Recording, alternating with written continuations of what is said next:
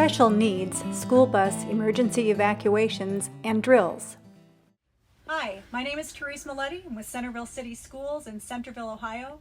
Together with my co-workers, Catherine, Dave, and Sharon, we are going to demonstrate and discuss emergency evacuations and drills, focusing on our special needs students. Conduct your drills on school grounds with a school representative present.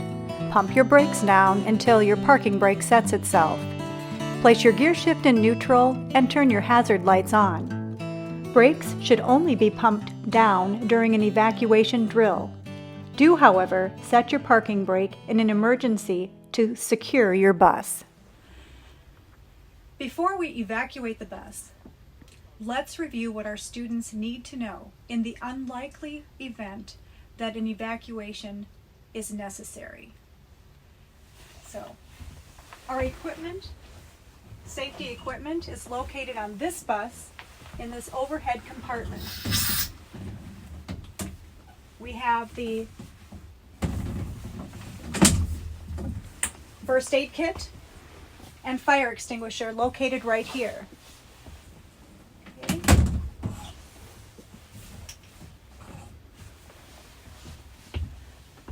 We also want to review where all of our exits are located. We want to make sure that all of our students know where those exits are and how they function. So, what I like to do is ask my students if they know how many exits are on the bus. Usually I get 2, but we actually have a lot more than 2 exits on the school bus. We have our front door exit where the students get on and off the bus each day. We have our rear exit in the back, and I'll be demonstrating these in a moment. We have our 2 roof hatch exits and our emergency window.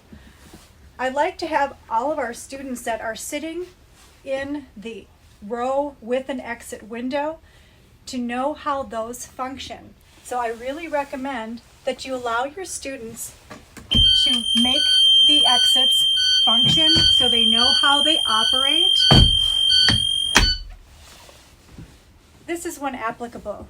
This may not always be possible if you have younger students who may not have the capabilities to do that. But if they do, let them know exactly how these emergency exits function by making each of them work. Okay. As we make our way to the back, we're going to check out our rear door exit. We would have our students lift up the handle and push the door out, locking it into place. I'm going to close this for a moment so I can continue speaking. When we're directing our students on how to do an evacuation, a split evacuation is always going to be the most efficient, safest way to get all of our students off quickly. Sometimes that may not be possible, so we may have to all exit off the back if there's a fire or some other happening that's going on that we may have to just use one exit. So if we do that, we want to instruct our students to watch their heads. We're going to probably have 2 students nearest the exit that we're leaving get off first. They can put their arm out once they exit the bus and assist other students getting off the bus. And I'll show you what that might look like in just a moment. So we're going to lift this up, push out. Instruct your students to sit down, watch their head, and push themselves off the back of the bus. We don't want anyone jumping. They could get hurt by jumping off the back of the bus, especially in a drill. Once they're off, the first 2 students off the bus can put their arm out to assist others who may need assistance getting off the bus. Once we're off, we'll go to our place of safety and join up together. Use the Zigzag method to exit the bus, starting with the 2 students nearest the exit being used, then alternating back and forth until each student has exited the bus. Hi, I'm Catherine. When making your seating chart, we recommend using the buddy system by placing a higher functioning student with the student that may need more assistance getting off the bus in an emergency. It is important to show your aide and a student how to use the two-way radio and the parking brake in the event that you are unable to perform your job duties. To use the two-way radio, you press in on the mic button and wait for a second for the repeater to make its connection. Continue holding in on the mic button until you have finished your conversation. You may then release the mic button so you are able to hear base's response. Let base know your location and what additional assistance you require. This will enable base to get you the help you need as soon as possible. To use the parking brake, you simply pull it back towards you like this. This will secure your bus. It is important to practice this skill with your student and aide so that way they know how this feature functions.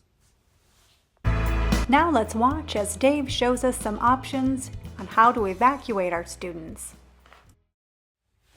Hi, my name's Dave, and for my portion of the video, I'm going to offer you some options and some recommendations how to actually get your students off the bus.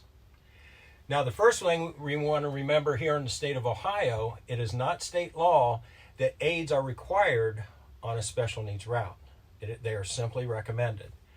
Now, we're fortunate here at Centerville that we have aides on all our special needs routes. And the way we evacuate today, I'm going to utilize that aide. Unfortunately, if you don't have an aide on your route, then all the responsibility rests with you, the driver.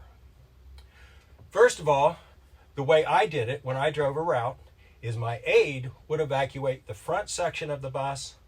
I would evacuate the wheelchair in the back. I highly recommend when the aide evacuates the bus, you utilize the buddy system. Now, we talked about that earlier. To do the buddy system, we need the higher functioning student to assist those who need a little extra assistance to get off the bus and help them do that. So when those are paired up together, what would happen then, we would zigzag from front to back out the door. Now, another thing I highly recommend is the rope system.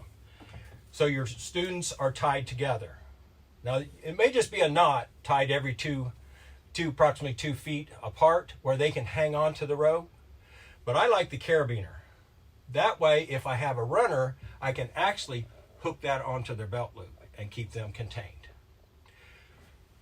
So, that's how we're going to get off the bus. Now, where do we go?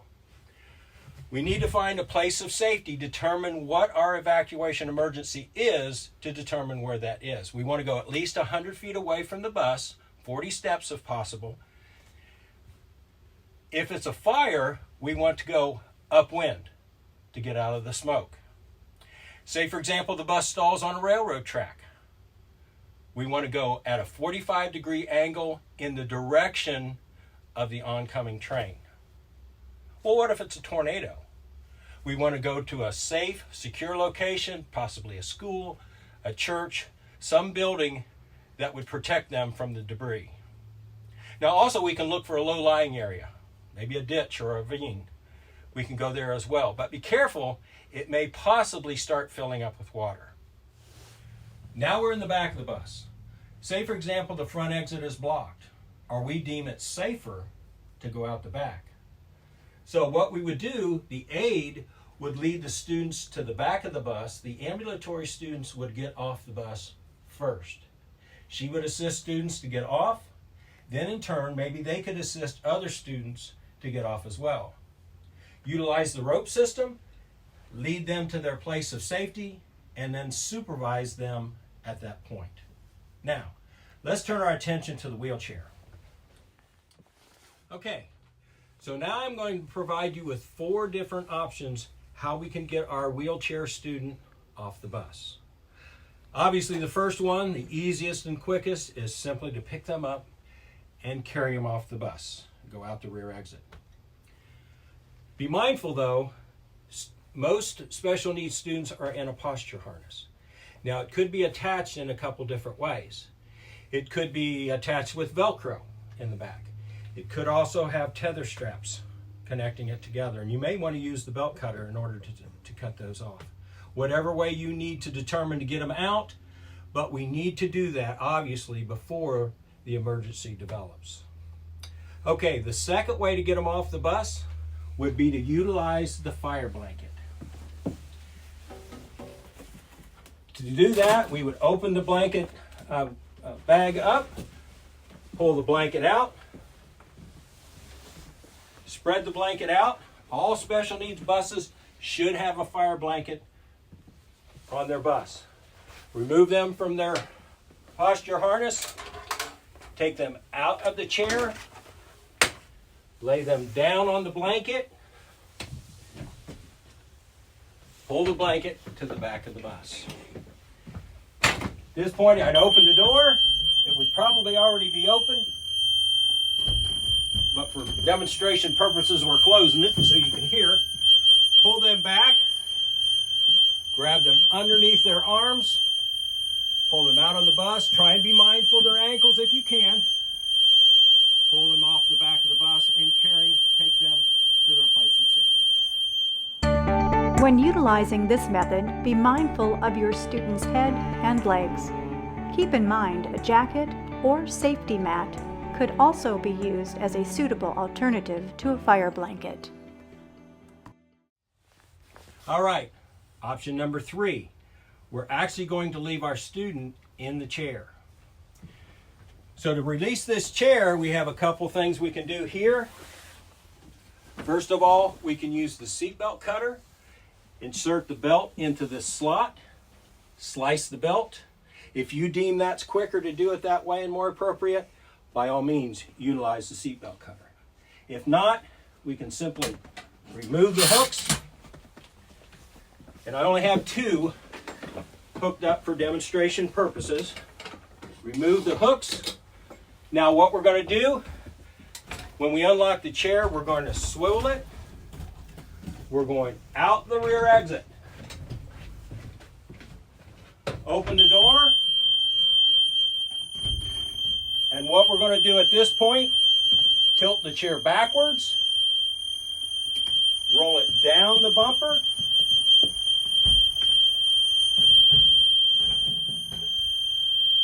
drop the chair, and follow them out. All right, lastly, we're going to talk about option number 4. It's probably the least utilized, the less popular, but we'll say, for example, our student is too large for us to be able to get them out of the chair. Or maybe they're attached to the chair for some medical reason. Maybe they're attached to oxygen. It could be some medical unit that keeps them alive. We need to take the chair off with the student. Here's how you might want to do that. First of all, come down to our strap, either use the belt cutter, release the strap. Now obviously we only have 2 on for demonstration purposes. They would be attached with 4 straps. We're going to release the chair, turn it around, stage it in front of the lift. We're going to mechanically override the lift. Get our handle out of the brackets. We're going to mesh the cutouts with the ears on the valve. Turn it to the left. Now as that lift's coming out, be careful. You want to stop it at its point of level. You stop it too early, the ramp is too inclined to get our student out. If you go too far, it will continue to drop and the plate will block you. We need to turn it back to the right to lock that valve in order to stop the lift. Move our student out on the lift. Lock their chair. lock their chair, come back into the bus. This time we're going to open the valve and we're going to leave it open. We turn it back to the left, leaving it open. We can actually ride the student down the lift. The more weight on this lift, the faster it will go. Then we're going to proceed on to our place of safety where our aide and our other students are waiting. Belts, car seats, and harnesses. Let's listen in as Sharon tells us about child safety restraint systems for our youngest riders.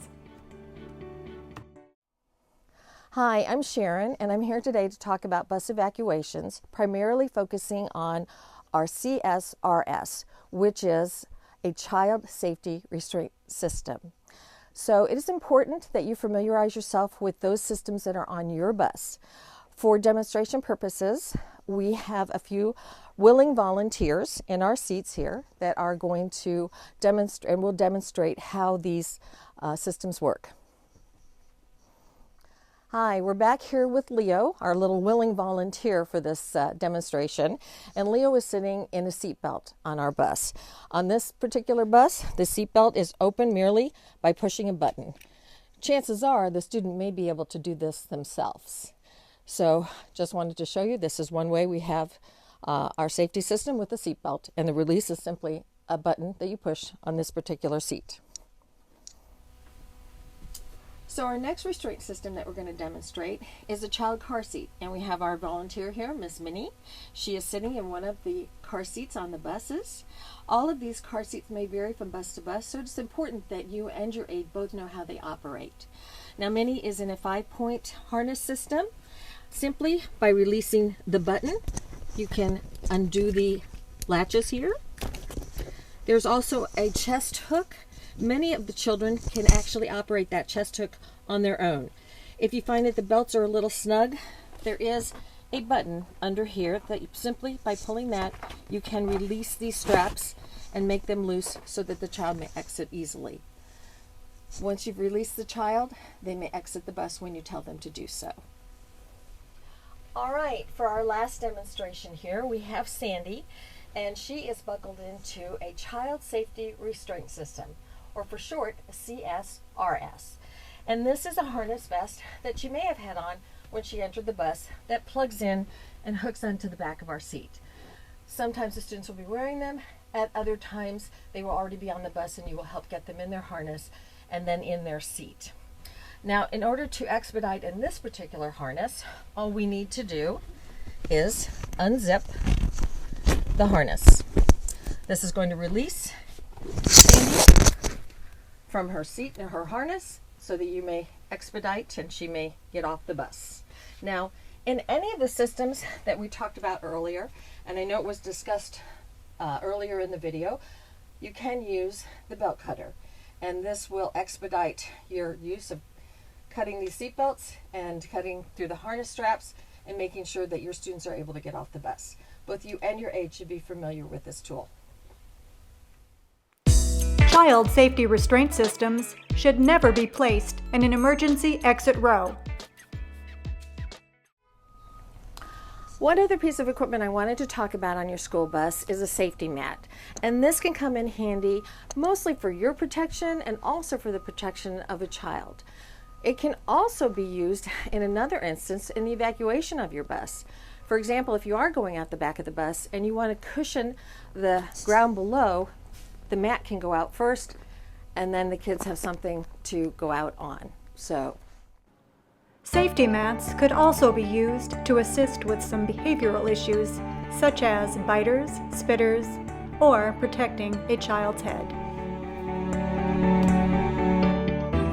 It is imperative for you and your aide to formulate an evacuation plan that will meet the needs and abilities of your students. Create a plan, take charge, define your expectations, and prepare your students.